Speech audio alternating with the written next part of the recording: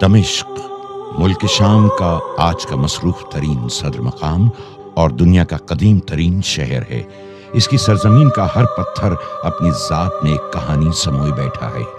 मकान और जबान की हर रुकावट को दूर करके हम आपको पहली सदी ईस्वी में लिए चलते हैं। आप दमिश्क की एक कहानी का आंखों देखा हाल देखेंगे।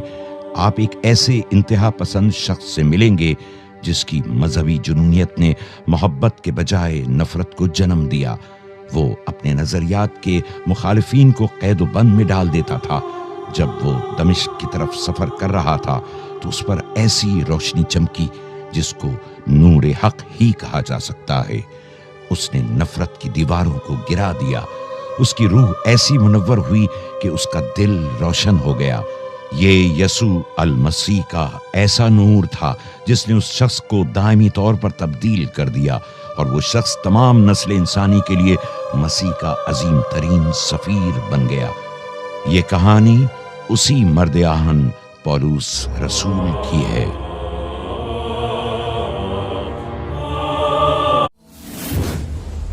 God Knows presented.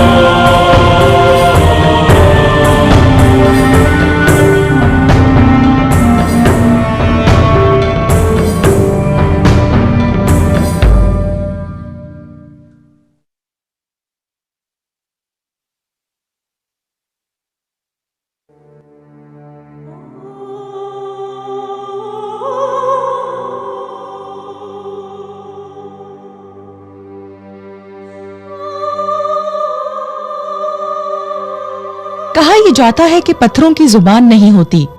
एक दफा जब यीशु यरूशलेम में दाखिल हुए तो उन्होंने इस बात का हवाला दिया। जब शागिर्दों की एक बड़ी जमात खुशी मनाती और बुलंद आवाज से खुदा की तमजीद करती हुई कहती थी, मुबारक है वो जो खुदावंद के नाम से आता है, आसमान पर सुलह और आलम बाला पर जलाल हो। मगर चंद फरीसी जो उसके दुश्मन थे उन्होंने कहा, ए उस्ताद, अपने शागिर्दों को डांट। मगर यीशु ने जवाब में कहा, अगर ये चुप रहेंगे तो पत्थर चिल्ला उठेंगे। दमिश्क के पत्थर आज ऐसी ही जुबान में बात करेंगे जिसे दुनिया समझ सकती है। हम इन पत्थरों को ऐसी कुव्वत गोयाई देंगे जो मोहब्बत और नूर की कहानी बयान करेंगे और कई तारीखी और मुकद्दस वाकयात की शहादत देंगे।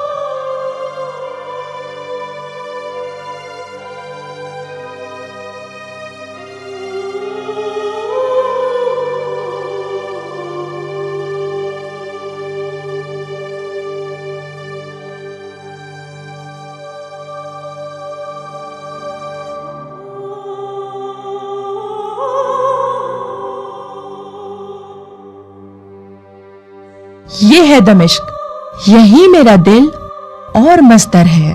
दमिश्क ही मेरा गीत और मेरे दिल का चैन है। क्या हम तारीख के मुताले से खुशी और सुकून पा सकते हैं? ए दमिश्क, तेरी बाद सबा की खुशबू मुझे नसीब हुई। इसकी खुशबू तो गुलाब को भी शर्मा देती है। शर्की सहरा की प्यास तेरे कतरों को तरसती है। अपने सुरूर से इसके सागर को लबरेज कर दे। अपनी फतेहमंदी में तू बेमिसाल है, जिससे शिकस्तगी नहीं।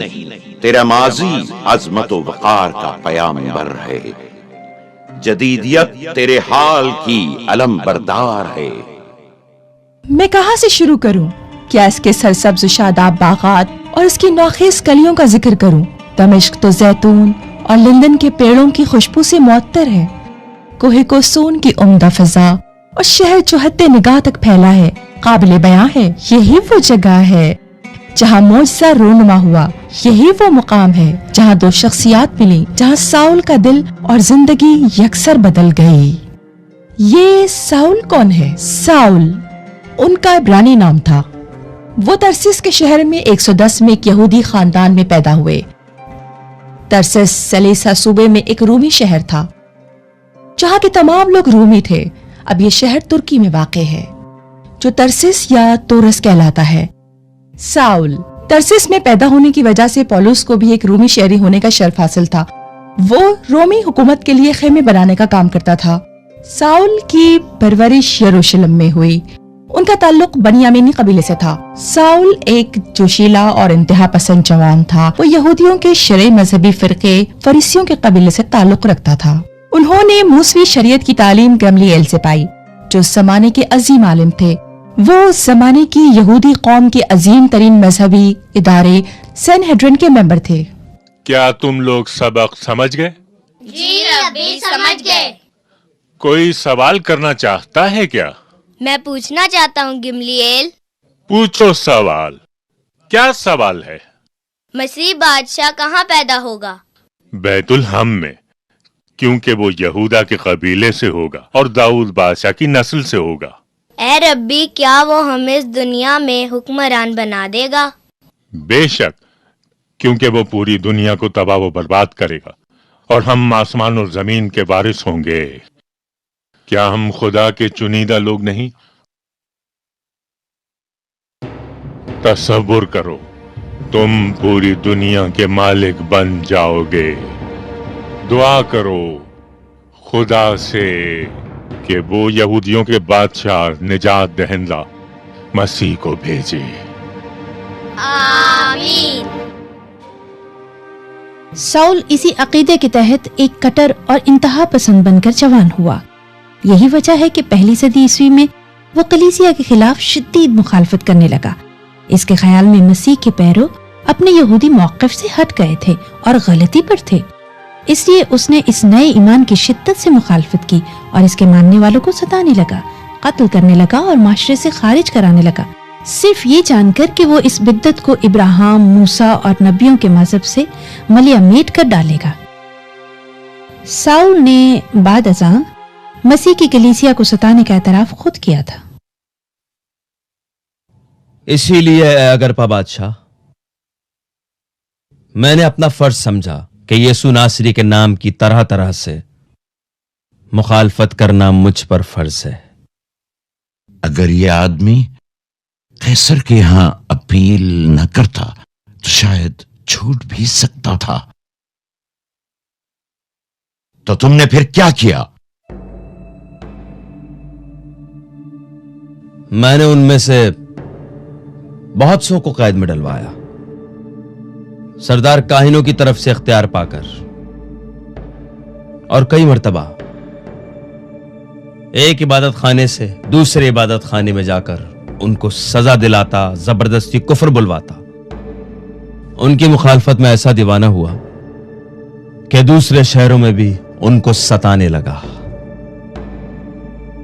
जब यीशु नासरी अपने इलाही मिशन को पूरा कर रहे थे और मसीह की तालीमात तमाम इलाके में फरोग पा रही थीं, साउल का आलम जवानी था।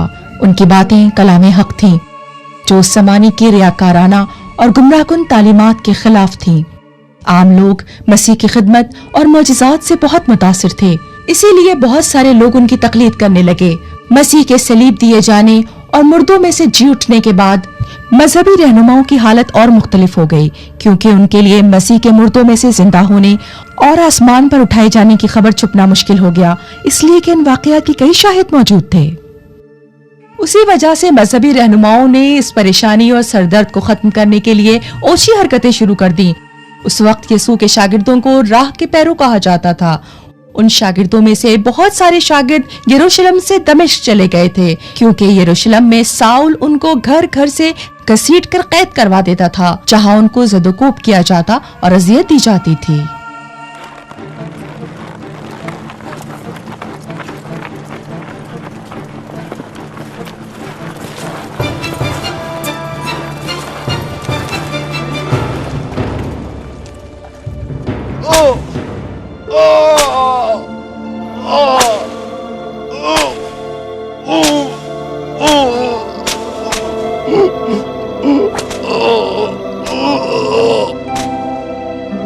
खुदावंद,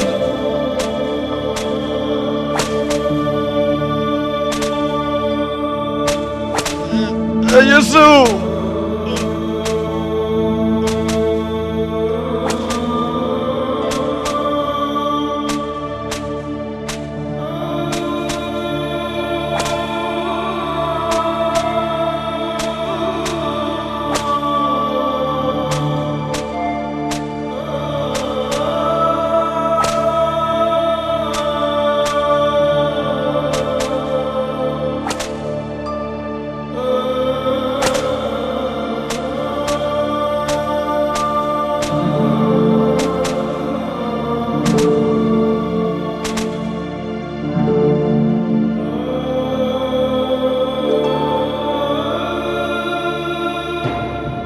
साउल ये ख्याल करता था कि ऐसा करने से वो खुदा की खिदमत अंजाम दे रहा है।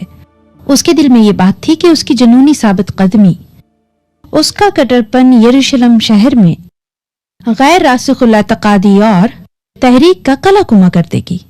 जिनकी मुखालफत में ये सब कुछ हो रहा था, वो सब मसलूब नासरी के शागिर्द थे, जिन्होंने पेंतिकोस्त के दिन रूहुल कुद्दुस के नज़ूल के बाद वजूद पाया था।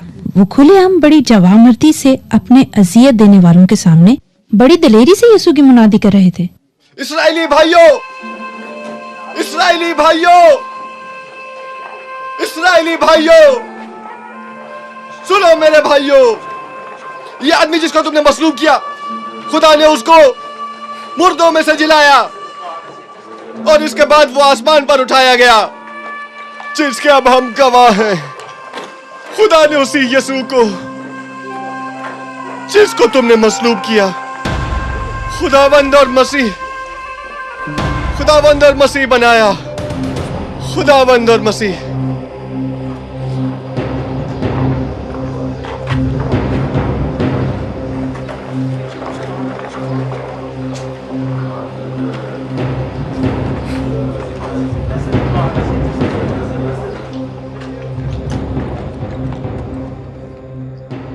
साउल, मैं तुम्हें ढूंढ रहा था।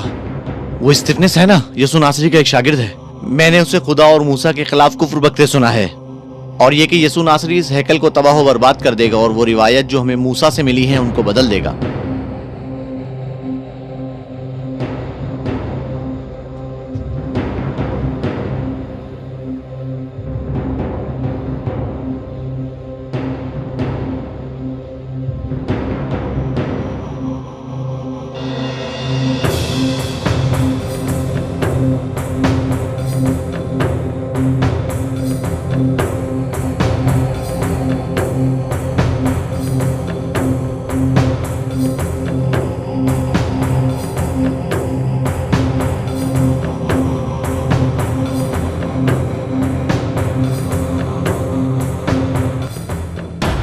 ए भाइयों, दोस्तों, बुजुर्गों, सुनो। खुदा इज़्ज़ुल जलाल हमारे बाप अब्राहम पर उस वक्त जाहिर हुआ जब वो हरान में बसने से पेशतर मसोपोटामिया में था। खुदा ने उससे कहा, अपने मुल्क और अपने कुंबे से निकल जा। बस वो कसदियों के मुल्क से निकलकर हारान में जा बसा।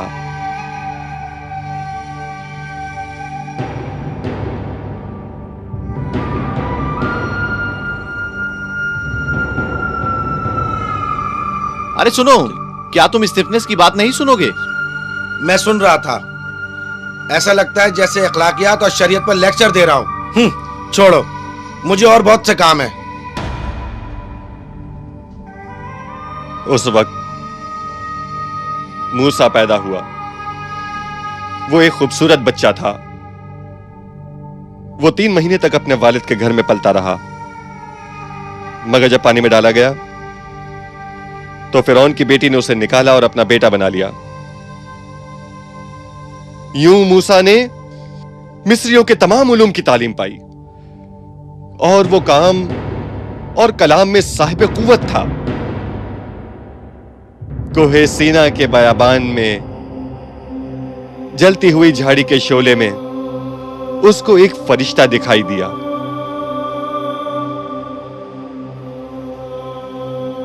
जब उसने उस पर नजर की तो इस नजारे पर ताज्जुब किया, और जब वो करीब गया तो खुदावंद की आवाज आई कि मैं तेरे बाप दादा का खुदा यानी इब्राहिम और इसहाक और याकूब का खुदा हूं। अरे बेवकूफ, तू हमारी शरीयत हमें ही सिखा रहा है। तब मूसा कांप गया और देखने की जुर्रत न की। तब खुदावंद ने उसे कहा, अपने पांव से जूती उतार ले, क्योंकि जिस जगह तू खड़ा है वो पाक जमीन है। मैंने वाकई इस उम्मत की मुसीबत देखी जो मिस्र में है, और इनका और नाला सुना है। बस उनको छुड़ाने उतरा हूं। अब आ, मैं तुझे मिस्र भेजूंगा। जिस मूसा से उन्होंने ये कहकर इनकार किया था कि तुझे हम पर किसने हाकिम और काजी मुकर्रर किया है, उसी को खुदा ने हाकिम और छुड़ाने वाला बनाया था। यही शख्स उनको निकाल लाया और मिस्र, बहिरा कुलजुम और बयाबान में 40 साल तक अजीब काम किए और अजायब दिखाए। ये वही है जो बयाबान की कलीसा में उस फरिश्ते के साथ जो कोह सीना पर उससे हम कलाम हुआ, जो हमारे बाप दादा के साथ था। मगर हमारे बाप दादा ने उसके फरमाबरदार होना न चाहा और उनके दिल मिस्र की तरफ माइल हो गए। उन्होंने एक बछड़ा बनाया और उसको कुर्बानियां चढ़ाई और अपने हाथों के कामों की खुशी मनाई। इसे संसार करो, संसार करो, संसार करो, मत करो, मत करो, मार दो इसे, मार दो इसे, मार दो, संसार करो, संसार करो। गर्दन कशो और कान और दिल के नामख्तूनो, तुम हर वक्त रूहुल कुद्स की मुखालफत करते हो, जैसे तुम्हारे बाप दादा किया करते थे। इसे चुप कराओ और इसे यहां से बाहर ले जाओ। ये कुफ्र बक रहा है और शरीयत की खिलाफ वर्जी कर रहा है। इसका मुंह बंद कराओ और इसको बाहर ले जाओ। नबियों में से किसको तुम्हारे बाप दादा ने नहीं सताया, क्योंकि उन्होंने तो उस रास्तबाज के आने की पेशखबरी देने वालों को भी कत्ल किया, और तुम उसके पकड़वाने वाले और कातिल हो, जिन्होंने शरीयत पाई है मगर उस पर अमल नहीं किया, अमल नहीं किया। संसार करो, इसे संसार करो, इसे संसार करो, मार दो इसे, संसार करो, इसे संसार करो।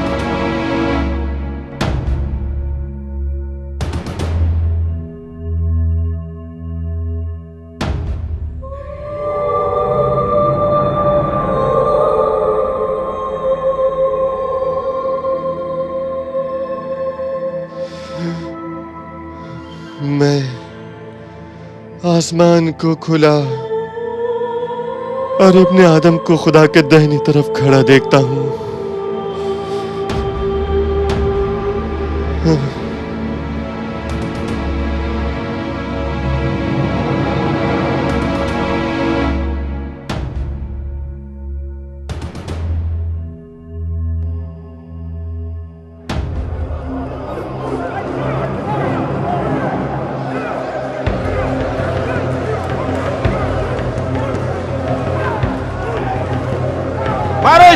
मारो, मार दो इसे।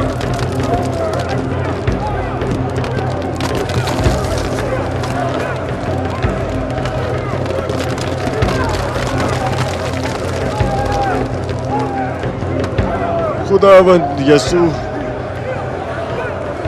मेरी रूह कबूल फरमा।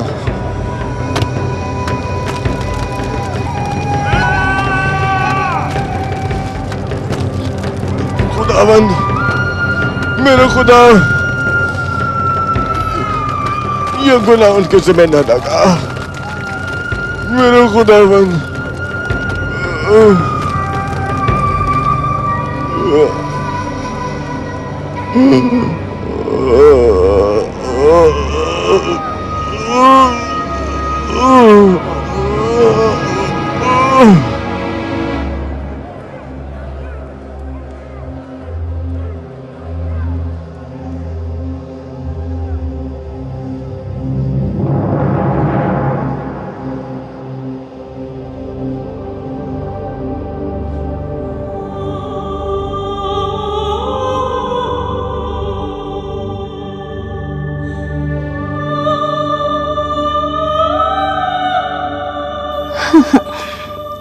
स्तिफनस जो डीकने आला थे और यीशु के शागिर्दों में पहले शहीद थे, संसार करने के बाद भी साउल का गुस्सा ठंडा न हुआ।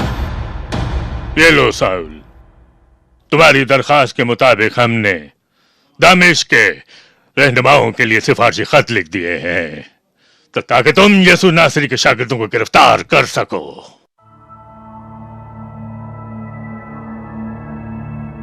जेर करके बांध के यरूशलेम लाऊंगा, ये वादा है मेरा खुदा से।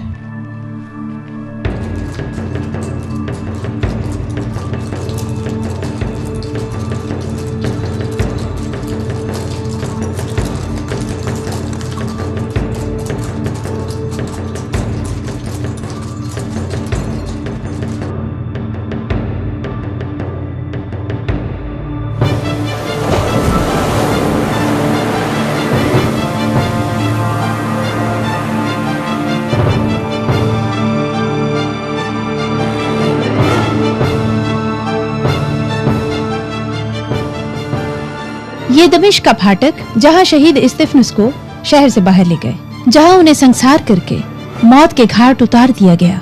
इसी फाटक से साउल कहर से भरा हुआ दमिश्क की तरफ रवाना होता है, इस इरादे से कि वो इस शहर से मसीहत की जड़ें उखाड़ देगा और उसकी तौसीह को रोक दे।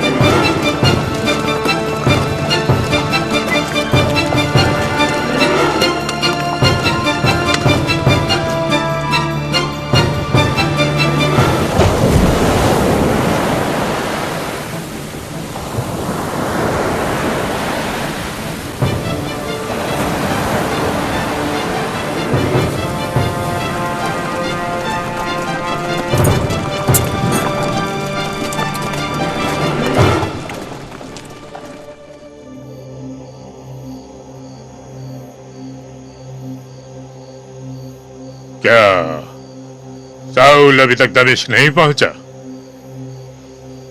काश उसके घोड़े उड़ सकते ताकि वो हम तक जल्द पहुंच जाता और उनको पकड़कर मेरे पास लाता और मैं उसको बदतरीन सजा दे सकता ताकि वो यीशु का नाम न ले पाते। मैं भी यही चाहता हूं, मेरी भी यही ख्वाहिश है।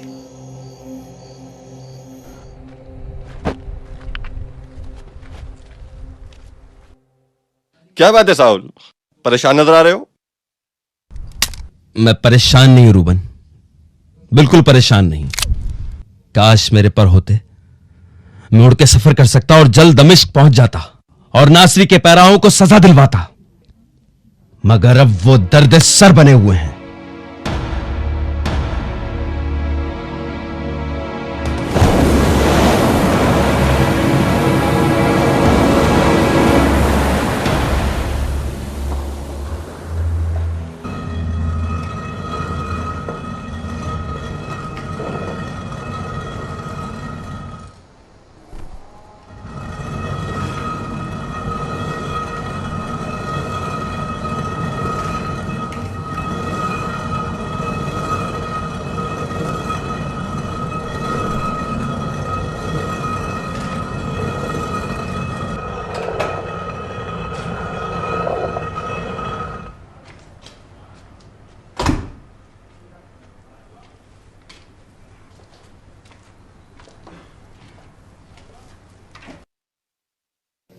सलाम। सलाम।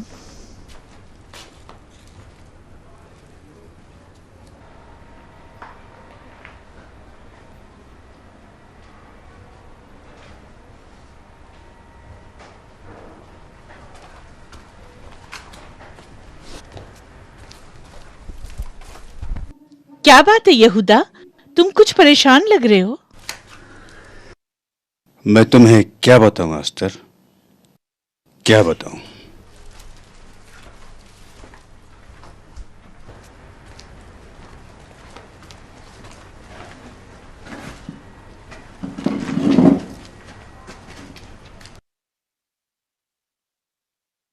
जो कुछ भी है बता दो मुझे। मुझे पता चला है कि साउल तरसुसी, जिसने यरूशलेम में सताया, अजियत दी, कैद करवाया और उनको जलील किया, अब वो दमिश्क पहुंच रहा है ताकि ईमानदारों को पकड़ सके। फिक्र मत करो, खुदा उनके और हमारे साथ है, वो सब देख रहा है।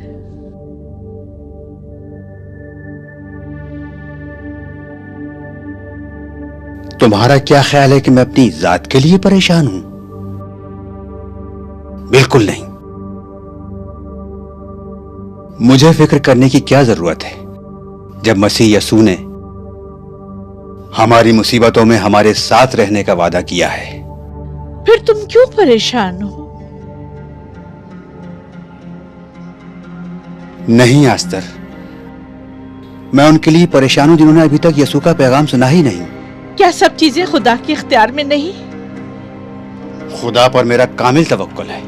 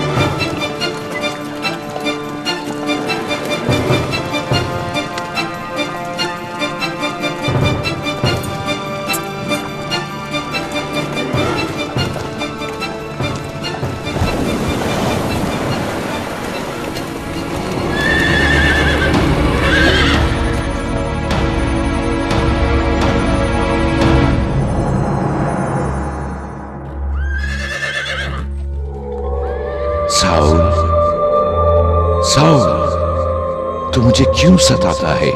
तू कौन है खुदावन? मैं यसू हूं, जिसे तू सताता है। पहने की आड़ पर लात मारना तेरे लिए मुश्किल है। खुदावन, तू क्या चाहता है कि मैं करूं?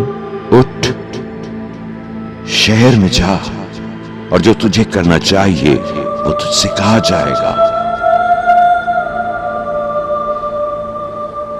साउल किससे बात कर रहा था? क्या तुमने कुछ सुना? मुझे नहीं मालूम, मैंने तो सिर्फ साउल की आवाज सुनी थी और मैंने सिर्फ रोशनी देखी थी। जो उसके चारों तरफ फैली थी। और वो रोशनी आसमान से आ रही थी। शायद कोई फरिश्ता था। खुदा इस पर जाहिर हुआ है। खुदा का जलाल, खुदा का जलाल।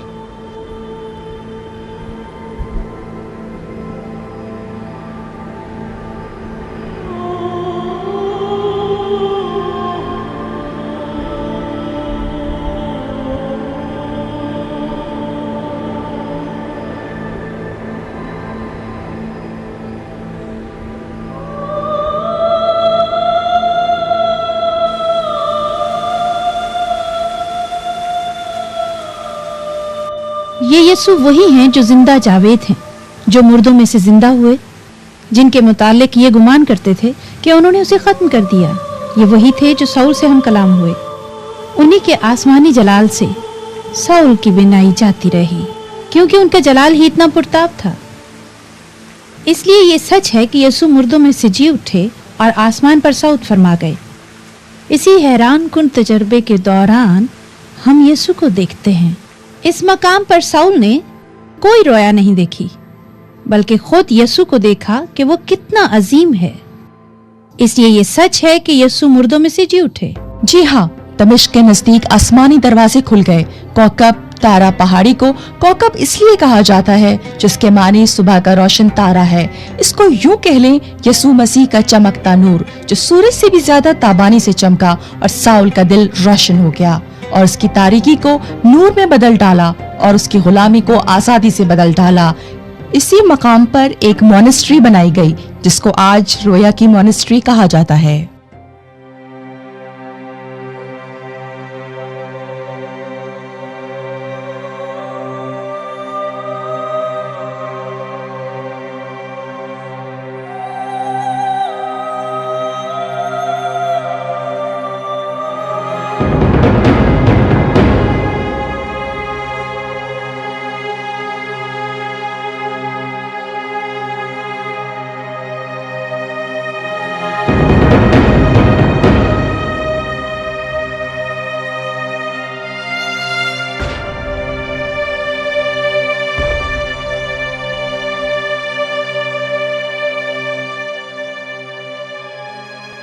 दमिश्क में ये गली सीधी कहलाती है, जहां से उसे ले जाया गया, जहां से साउल यीशु मसीह के एक शागिर्द के घर की तरफ जाता है।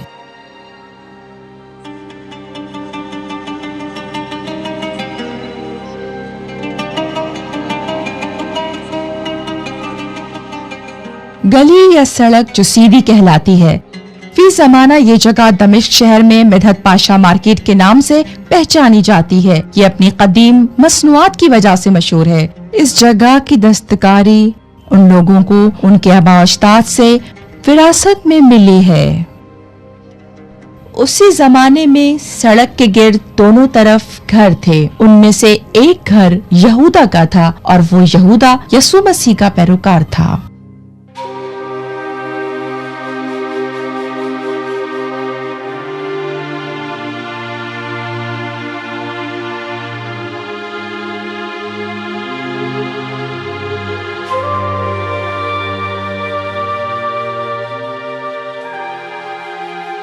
साउल, कुछ खा लो। तुमने अभी तक कुछ नहीं खाया, थोड़ा सा ही खा लो।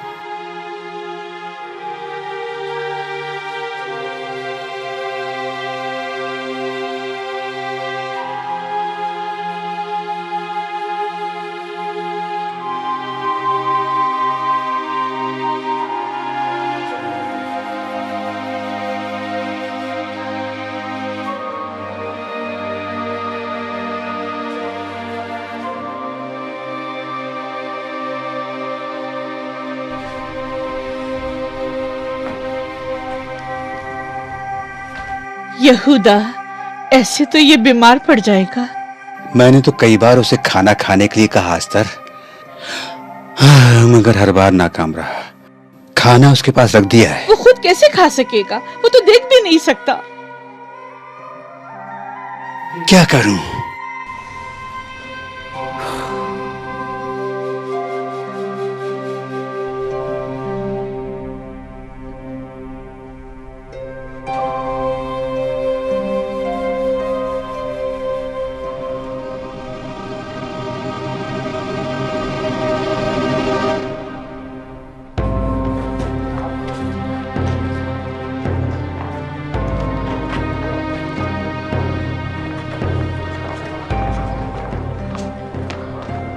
साउल।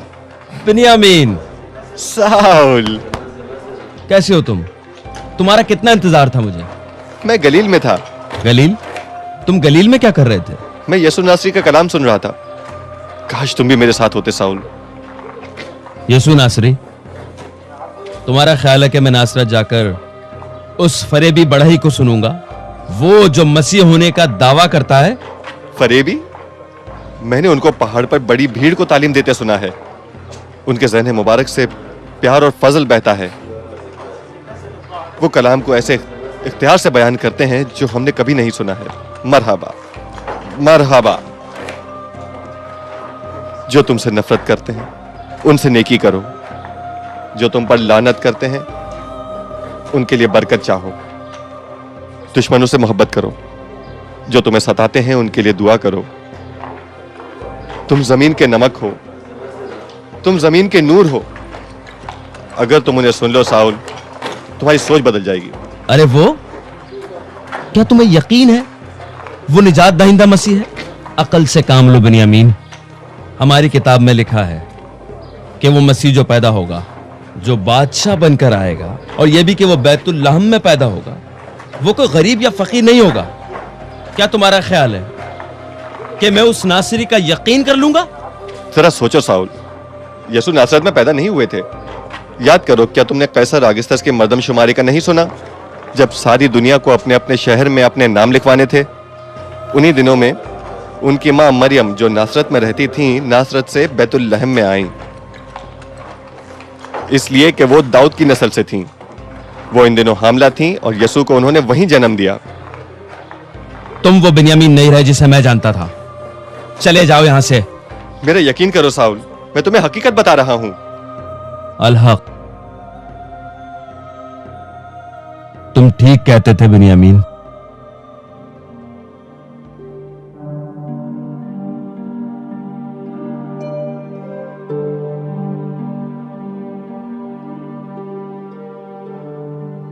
खाइफ हो?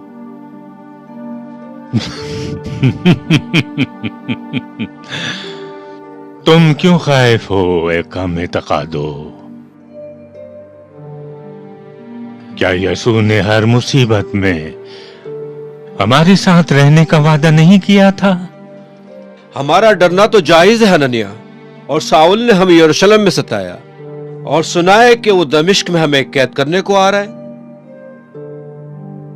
क्या तुम जिंदा खुदा पर शक करते हो?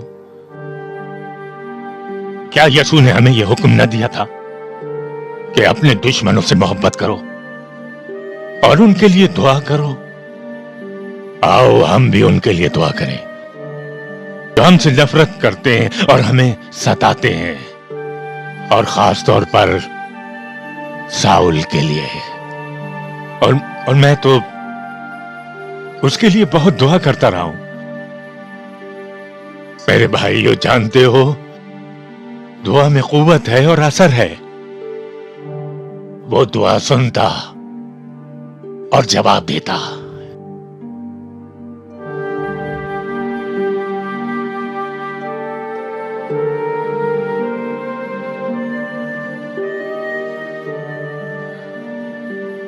खुदावन यसू मसीह के नाम में आमीन। आमीन। मेरे भाइयों, बेशक वक्त बहुत हो चुका है। कल फिर मैं तुम्हारा इंतजार करूंगा। जिंदा खुदा पर भरोसा रखो, वो ही तुम्हें बचाएगा।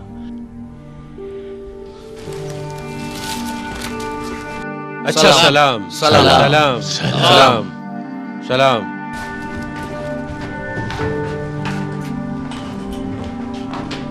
खुदावन तुम्हारे साथ हो। खुदा का इत्मीनान तुम्हें मिलता रहे।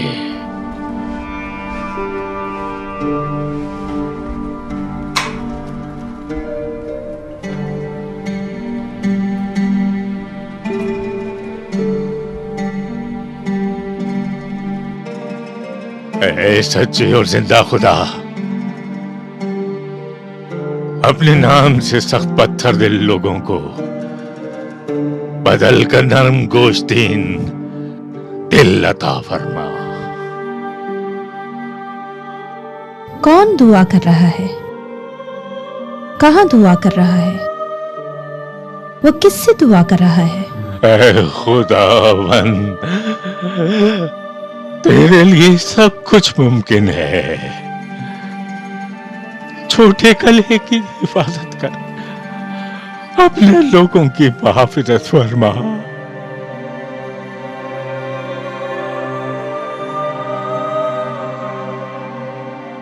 ये हननिया दमिश्की है। हननिया कौन है? ये दमिश्क के यहूदी खानदान से ताल्लुक रखते हैं। ये भी यीशु पर ईमान ले आए और उनके पैरोकार बन गए। बहुत अच्छी शोहरत के मालिक थे, इज्जत की निगाह से देखे जाते थे। ये यीशु पर ईमान लाने वाले पहले शहीद स्तिफनस के संसार किए जाने के बाद दमिश्क में आए थे। अब इसी जगह गिरजाघर है जो दमिश्क के मशरिकी फाटक से देखा जा सकता है। ये घर ज़ेरे जमीन है जहां पहुंचने के लिए 21 सीढ़ियां चलकर जाना पड़ता है। इसमें तिकोन शक्ल का दरवाजा है, 2 गोल खिड़कियों से यहां रोशनी आती है।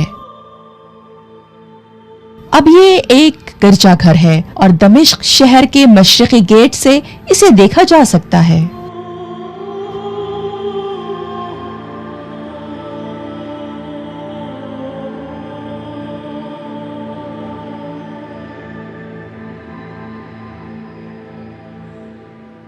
क्या कहानी यहीं खत्म हो जाती है? नहीं।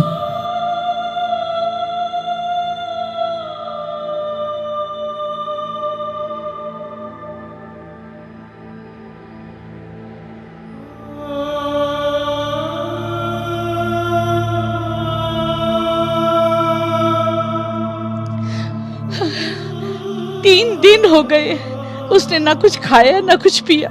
मैं खुद परेशान हूँ अस्तर, समझ नहीं आता क्या करूं। तुम किसी तबीब को बुला लाओ। उसका तबीब तो खुदा है।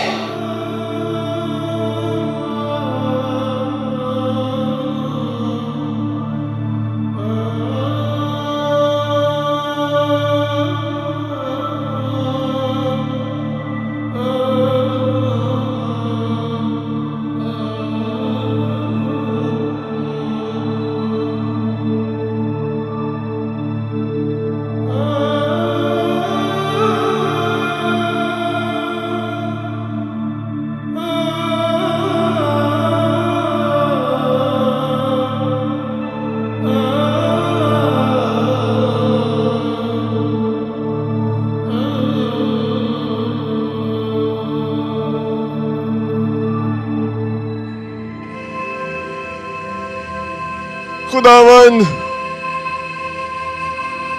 ये गुनाह उनके ज़िम्मे न लगा। मेरे खुदावन,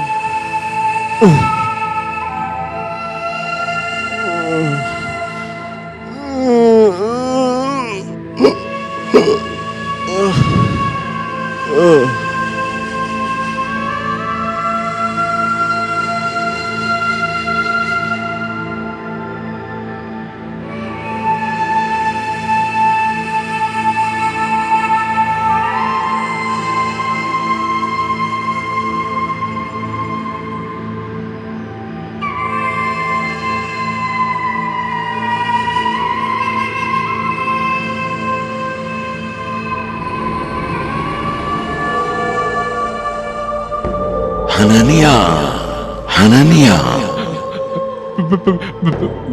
मैं हाजिर हूं खुदावन। उठ और उस कूचे में जा जो सीधा कहलाता है और यहूदा के घर से साउल नामी तरसुसी का पूछ, क्योंकि देख वो दुआ कर रहा है और रोया में उसने एक आदमी हननिया नाम को अंदर आते देखा है और अपने ऊपर हाथ रखते देखा है ताकि फिर से बीना हो जाए। ऐ खुदा, मेरे खुदावन, मैंने उसका नाम सुना है कि उसने यरूशलेम में तेरे मुकद्दसों के साथ कैसी कैसी बुराइयां की। खुदावन, तू जानता है कि उसको यहाँ सरदार काहिनों से इख्तियार मिला है कि जो लोग तेरा नाम लेते हैं उन सबको बांध ले। खुदा, मैंने उसके लिए बहुत दुआ की है। जाओ हनन्या, क्योंकि ये कौमों, बादशाहों और बनी इसराइल पर मेरा नाम जाहिर करने का मेरा चुना हुआ वसीला होगा, क्योंकि मैं उसे जता दूंगा कि उसे मेरे नाम की खातिर किस कदर दुख उठाना पड़ेगा।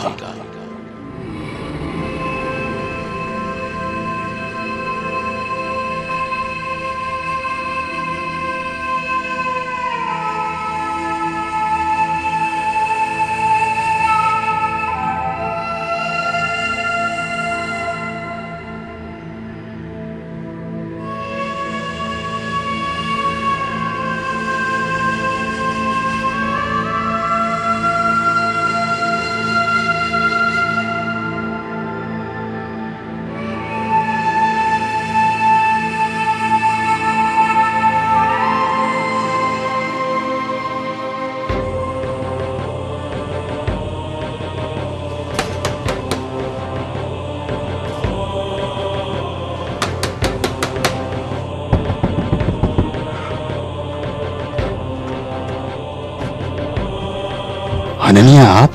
साउल, तरसोसी कहाँ है? वो अंदर है। मैं उससे मिलना चाहता हूँ। अंदर आ जाएं। आइए।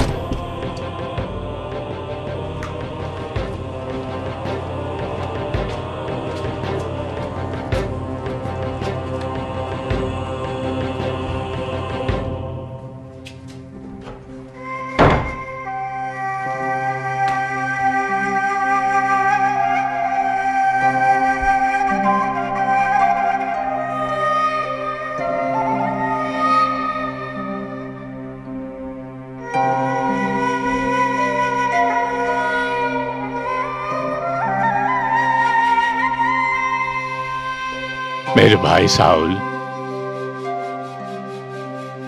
खुदावन यसू ने मुझे यहां भेजा है। जिस राह से तुम आए हो जाहिर हुआ, उसने मुझे भेजा ताकि तुम भी नहीं पाओ और रूहुल कुद्स से भर जाओ।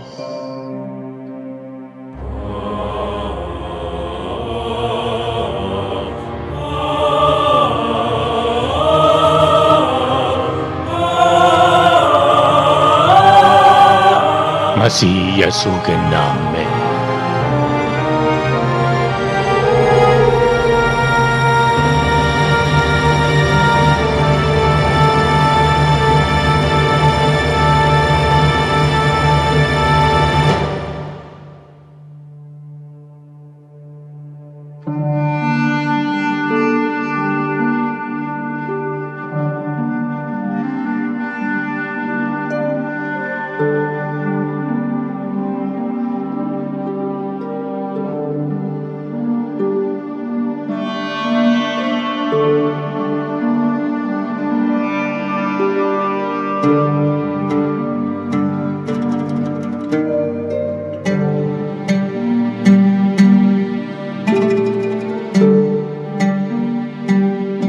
मैं देख सकता हूं,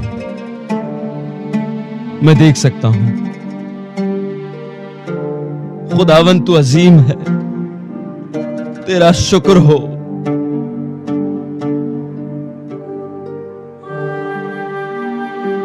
क्या तुम ही हनन्या हो?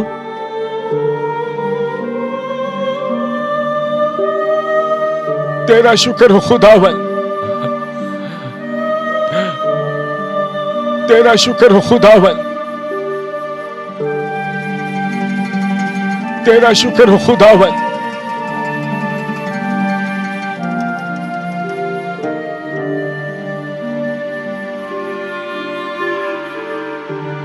तेरा शुक्र हो खुदावन। मेरे भाई साउल, मेरे बाप दादा के खुदा तुम्हारे दिल से वाकिफ है और उसने तुम्हें चुना है ताकि तुम उसकी बात को जानो। और तुम सब उस रासबाज को देखो और उसका कलाम सुनो। और तुम सब लोगों के सामने उसके गवाह, जो कुछ तुमने देखा था और सुना है, लोगों के सामने उसकी तस्दीक करो। उठो, मेरे साथ चलो। उठो, उठो और खुदा के नाम का बपतिस्मा लो। आओ। ऐ मेरे जिंदा खुदावंद खुदा, मैं तुझ पे ईमान लाता हूं। साउल,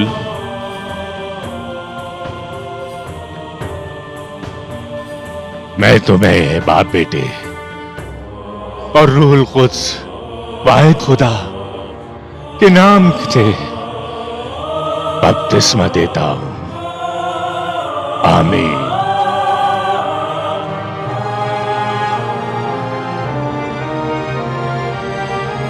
खुदावंद यीशु तू कितना अजीम है, तू ही बुलंद वाला है। तेरी मोहब्बत, तेरा रहम और तेरी माफी के लिए मैं शुक्र अदा करता हूं। तू कितना अजीम है, ऐ खुदावंद तू कितना अजीम है।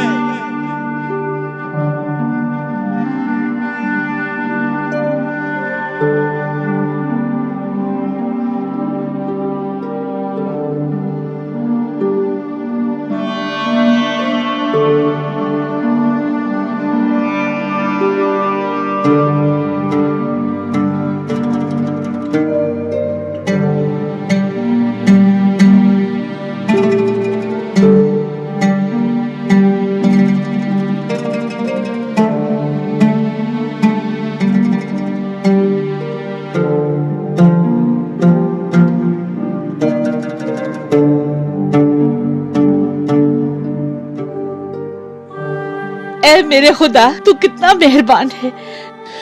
जो बात इंसान के लिए नामुमकिन है वो तेरे लिए मुमकिन है। तो मेरे साथ ऐसा हुआ और इसी तरह मुझे राह मिल गई। अगरचे मेरी आंखें तो थीं मगर मैं देख नहीं सकता था, कान तो थे मगर सुन नहीं सकता था, मैं ना समझ था मगर अब मैं देखता भी हूं और सुनता भी हूं।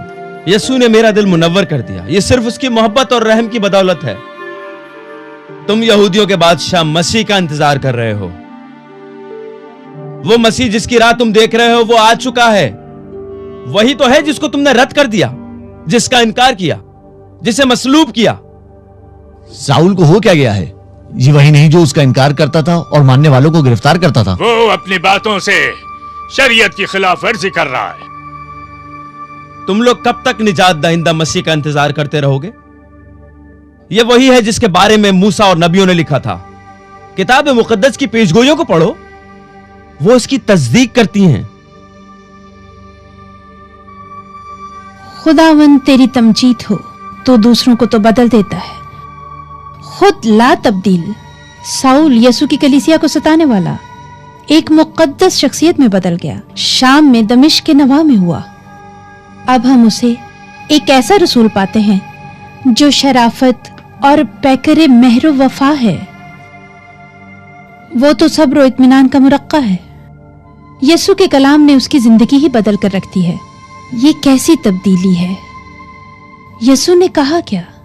मैं तुम पर इसलिए जाहिर हुआ हूं कि तुम्हें अपना खादिम बनाऊं और उन सब बातों का जो तूने मेरे मुतालिक देखी हैं गवाह मुकर्रर करूं। मैं तुम्हें तुम्हारे लोगों और गैर कौमों से बचाऊंगा। मैं तुम्हें उनमें भेज रहा हूं ताकि तुम उनकी आंखें खोलो और उन्हें तारीकी से रोशनी में लाओ, शैतान के चुंगल से छुड़ाकर खुदा के पास ले आओ ताकि वो अपने गुनाहों से माफी हासिल करें और वो जो मुझ पर ईमान लाने से पाकीज़ा हो गए हैं उनमें शामिल हो जाएं। ये मेरा चुना हुआ है जो गैर कौमों, बादशाहों और बनी इसराइल तक मेरा नाम पहुंचाएगा। मैं उसे बताऊंगा कि उसे मेरे नाम की खातिर क्या क्या दुख सहने होंगे।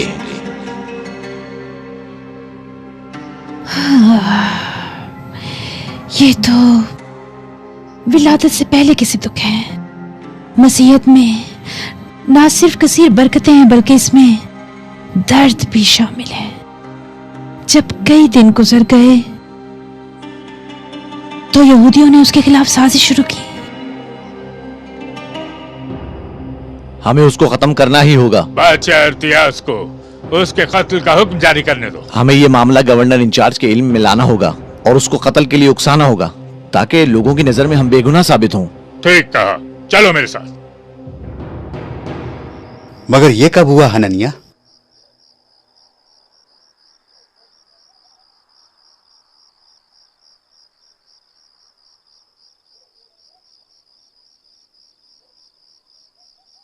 मुझे मालूम हुआ है कि काहिन आज गवर्नर से मिले हैं और साउल को गिरफ्तार करने का मंसूबा बना रहे हैं। क्या तुम समझते हो कि तुम्हें कोई खदशा है? वो उनकी दरख्वास्त कबूल कर लेगा?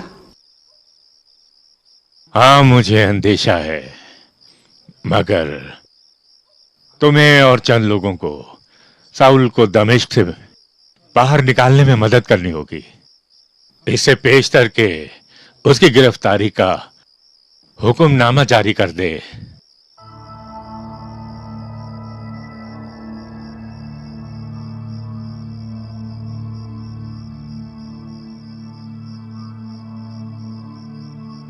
कमांडर, मेरी बात सुनो।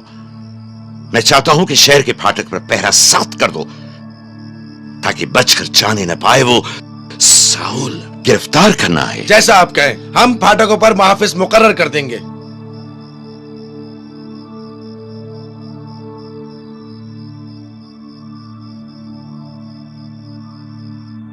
नबतीन के बादशाह इर्तियास के माताहत गवर्नर दमिश्क के रहने वालों के कुछ इलाके का नाजिर था। उसने मुहाफिजों का पहरा दमिश्क के फाटकों पर सख्त करने का हुक्म जारी कर दिया क्योंकि वो चाहता था कि साउल को गिरफ्तार किया जा सके।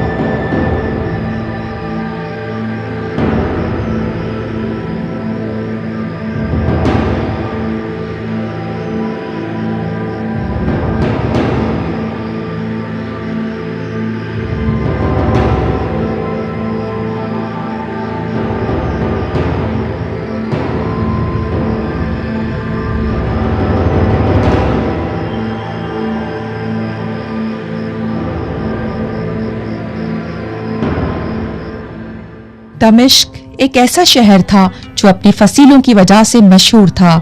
ये रही वो फसील जिस पर कई घर बने हुए थे जिनकी खिड़कियां बाहर की तरफ खुलती थीं। ये किसान गेट है और इसके ऊपर वही खिड़की है जिससे साउल बचकर निकला था। ये खिड़की कई ज़माने गुजरने के बाद भी इस वाकये की शहादत दे रही है।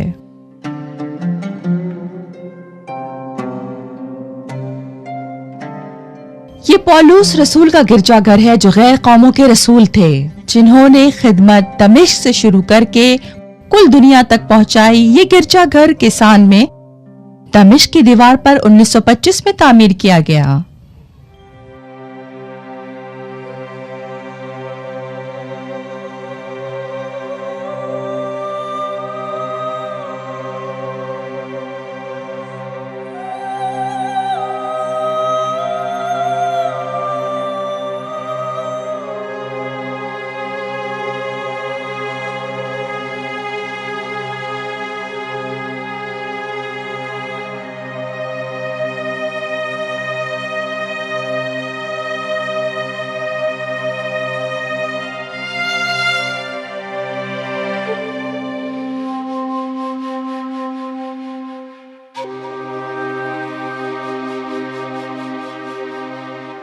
साउल को जो लोग कत्ल करने का इरादा रखते थे वो उनसे बच निकले और कुछ अरसे तक गार में छुपे रहे।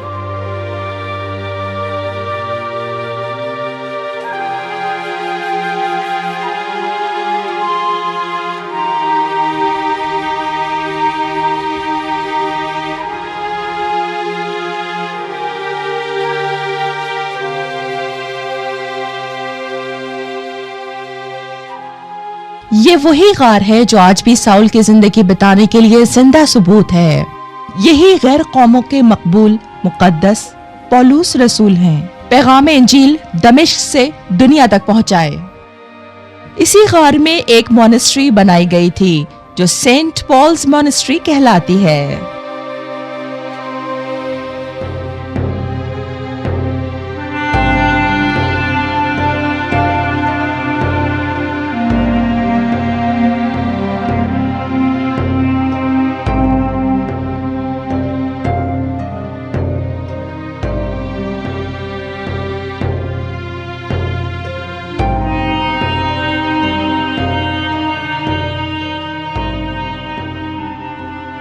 और फिर यहाँ से साउल सहराए अरब चले गए जो नब्तीन की सल्तनत में था।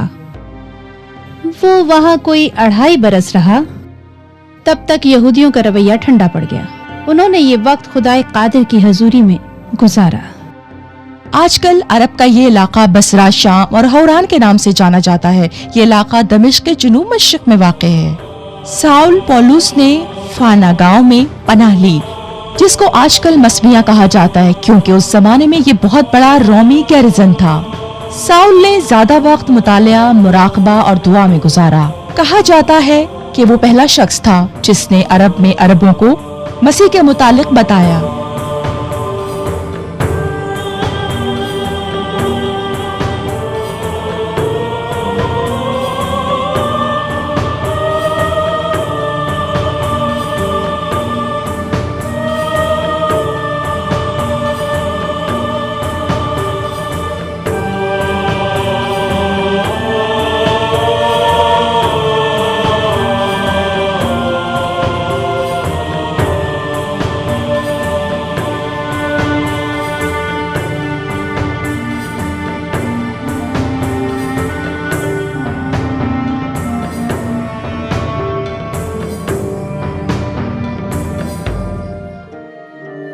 ढाई साल अरब में रहा, जिसको आजकल हौरान जाना जाता है, जहां वक्त गुजारने के बाद साउल वापस दमिश्क आया ताकि शागिर्दों और भाइयों के ईमान के मुतालिक मालूम कर सके। बाद अज़ां वो यरूशलेम गए।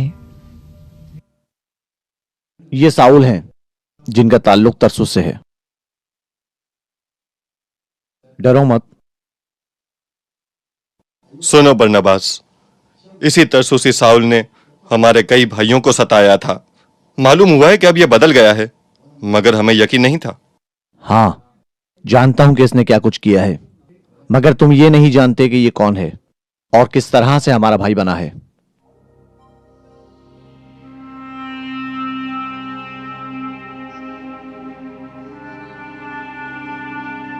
प्यारे भाइयों, मैं अपने गुनाहों का एतराफ करता हूं। मैंने जो कुछ भी किया अपने ख्याल के मुताबिक खुदा की खुशनुदी के लिए किया था। जब तक यीशु मुझ पर जाहिर ना हुआ था दमिश्क की राह पर। तुम पर जाहिर हुए? वो कैसे जाहिर हुए? ये तुम्हें अपनी कहानी बताएगा।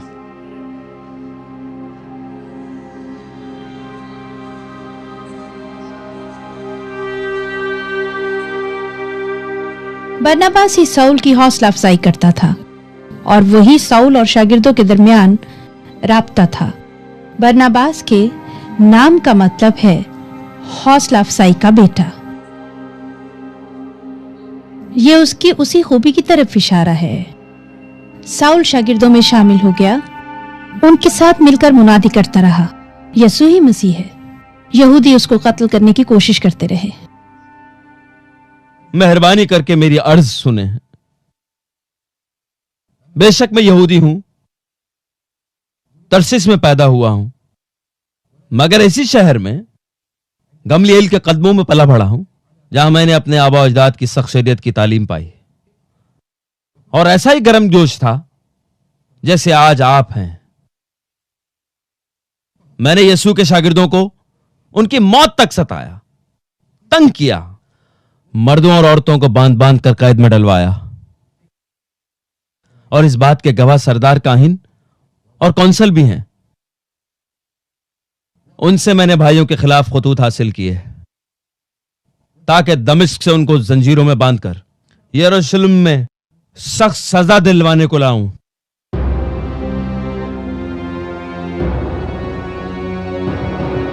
साउल तरसीसी, वो दमिश्क में ही है ना? नहीं, वो दमिश्क में नहीं है, मगर उसकी जिंदगी बच गई है। मौत से कैसे बच गया? सच?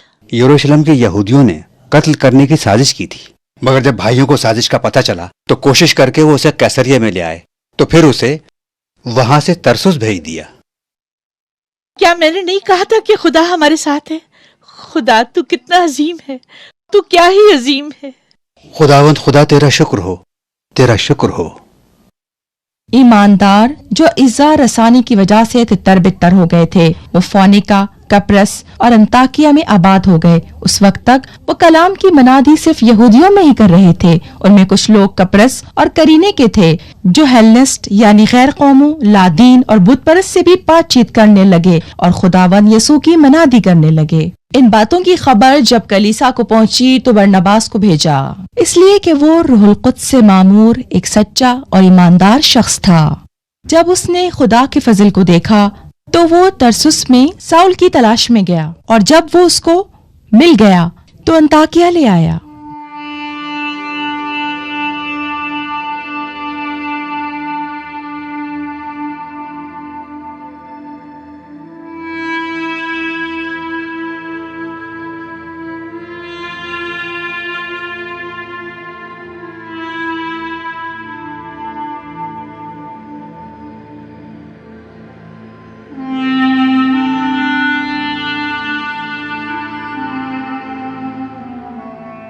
चकाचौंध रोशनी से मेरी नजर जाती रही।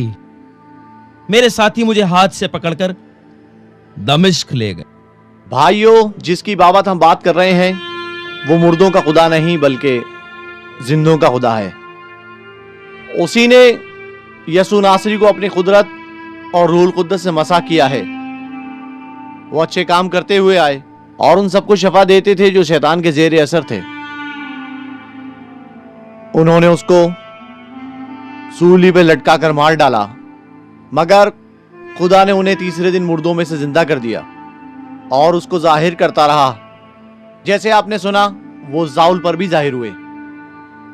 ये लाजमी था कि कलाम सबसे पहले आप तक पहुंचाया जाता, मगर चूंकि आपने उसको रद्द किया और अपने आप को अपनी जिंदगी के लिए नाअहल करार दिया, इसलिए हम अब गैर कौमों की तरफ रुजू करते हैं।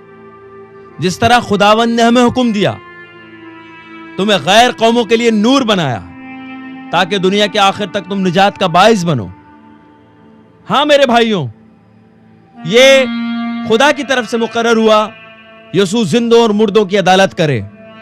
सारे नबी इसकी तस्दीक करते हैं ताकि जो कोई इस पे ईमान लाए वो उसके नाम के वसीले से गुनाहों से माफी पाए। इतनी जल्दी क्या है? मैं साउल और बरनबास की बातें सुनना चाहता हूँ। क्या तुम भी इस आदमी साउल के शागिर्द बन गए हो? मैं यसू के पीछे चलने लगा हूँ। मैं मसीही हूँ, मैं मसीही हूँ।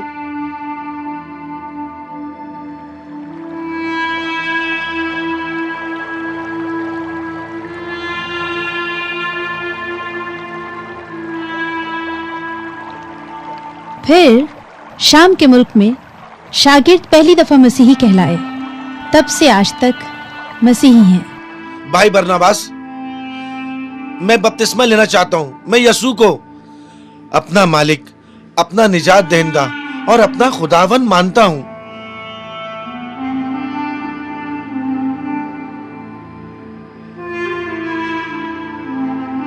पौलुस और बरनबास पूरा साल अंताकिया में रहे और खुदा के कलाम की मुनादी और तालीमात देते रहे, और इसी दौरान बहुत सारे लोग कलीसिया में शामिल हो गए। फिर वो वहां से कुप्रोस बजरिया समंदरी जहाज चले गए और मरकज बतौर मददगार उसके साथ था, और वो यहूदी इबादत खानों में खुदा का कलाम सुनाते रहे। जब वो इस जजीरे में से होते हुए पाफस पहुंचे तो वहां उन्हें एक यहूदी जादूगर मिला जिसका नाम बरियसू था, यानी अलमास जादूगर। वो सर्गियुस पॉलुस सूबेदार के साथ था। ऐ जादूगर, तुम जानते हो कि मैं तुम्हारे जादू से मुतहय्यर हो जाता हूँ, और तुम जो करतब दिखाते हो उससे मैं। हुजूर, बंदा हाजिर है। हुजूर, आप जो भी कहेंगे फौरन हो जाएगा। तो फिर हमें अपना जादू दिखाओ ऐ इल्मियास।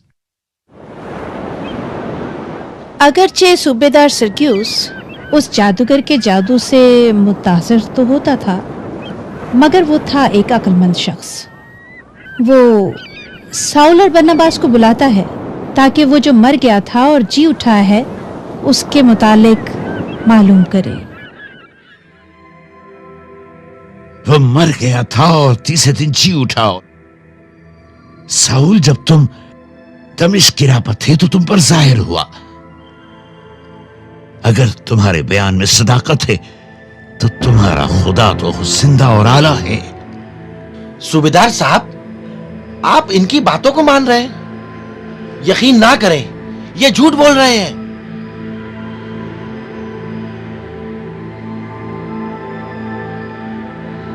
तू जो मक्कारी और शरारत से भरा है, ऐ इब्लीस के फर्जंद, नेकी के दुश्मन, क्या तू खुदा की सीधी राहों को बिगाड़ने से बाज ना आएगा? अब देख, तुझ पे खुदा का गजब है।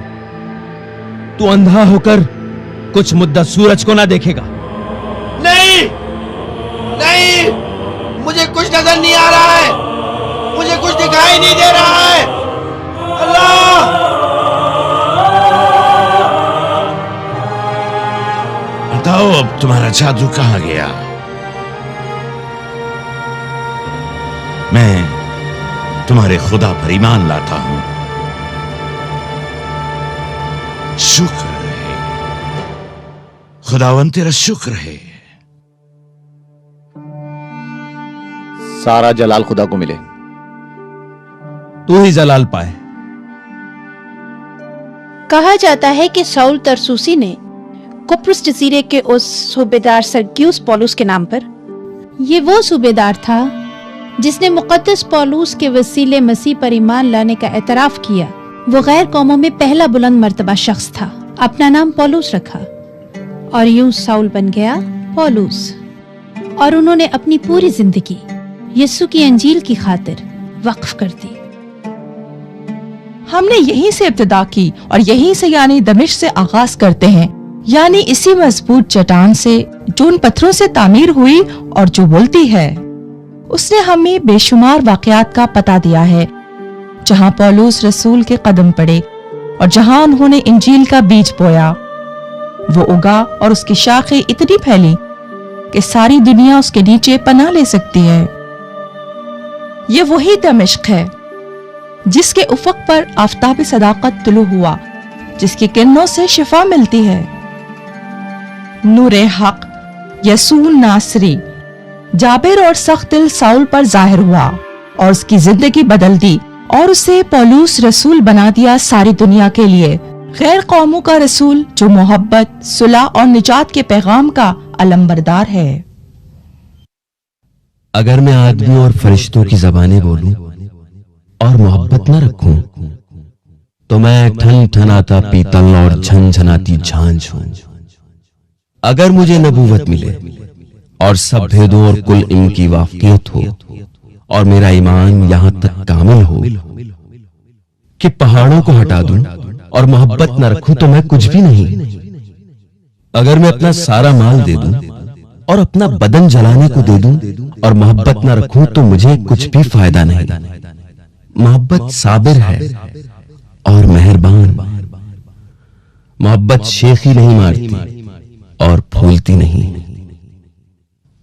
अपनी बेहतरी नहीं चाहती, बदकिरदारी से खुश नहीं होती, बल्कि रास्ती से खुश होती है। सब कुछ सह लेती है, सबका यकीन करती है। मोहब्बत कभी नाकाम नहीं होती। इल्म हो तो मिट जाएगा, क्योंकि हमारा इल्म नाकिस है और हमारी नबूवत नातमाम। लेकिन जब कामिल आएगा तो नाकिस जाता रहेगा। अब तो हमको आईने में धुंधला सा नजर आता है, मगर फिर रूबरू देखेंगे। गर्ज, ईमान, उम्मीद और मोहब्बत तीनों दायमी हैं, मगर अफजल इनमें मोहब्बत